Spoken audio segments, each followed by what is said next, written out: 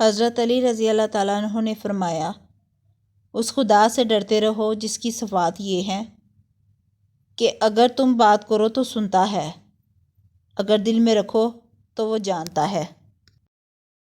اگر تم موت کی رفتار کو دیکھ لیتے تو امیدوں سے نفرت کرتے اور کبھی ان کو پورا کرنے میں مصروف نہ ہوتے۔ تم اپنے نفس پر مسلط ہو جاؤ تو اسے گناہوں سے روکو تاکہ تم اسے اللہ کی اطاعت کی طرف آساں کر دو۔ گھریلو اختلافات سے پیدا ہونے والی پریشانیاں انسان کو بہت جلد بڑھاپے میں مبتلا کر دیتی ہیں۔ آسمان سے زمین پر گرنے والا بارش کا ہر قطرہ 15,000 مرتبہ اپنی ولایت کے منکروں پر لعنت کرتا ہے، پھر زمین اسے اپنے اوپر گرانا پسند کرتی ہے۔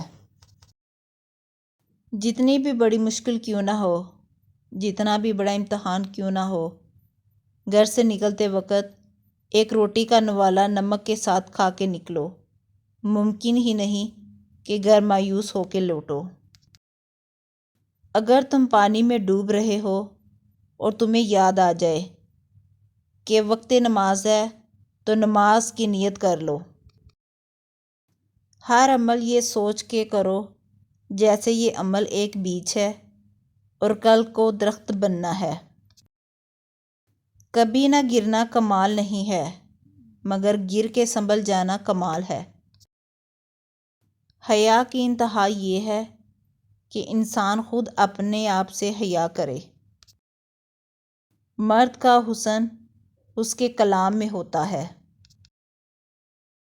دوستی کا بھرم صرف وہ لوگ رکھ سکتے ہیں جن کے وجود میں سمندر جتنا دل ہو۔ انسانیت بہت بڑا خزانہ ہے، اسے لباس میں نہیں انسان میں تلاش کرو۔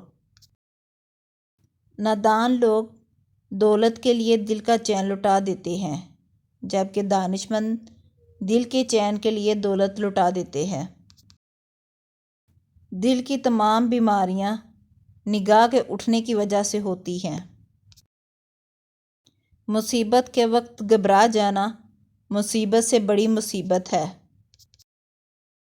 انسان سو رہا ہے، جب مرے گا تو جاگ جائے گا۔ بے شک دنیا ایسی امید ہے جس سے مطمئن نہیں رہا جا سکتا۔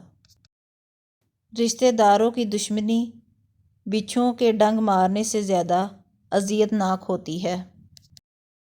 دل میں برائی رکھنے سے بہتر ہے ناراضگی ظاہر کر دو۔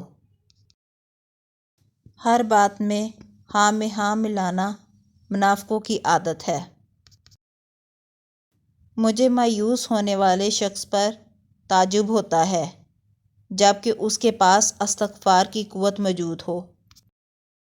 جس نے تجھے تیرے عیب بتائے، اگر تجھے عقل ہو تو بے شک اس نے تجھ پر احسان کی انتہا کر دی۔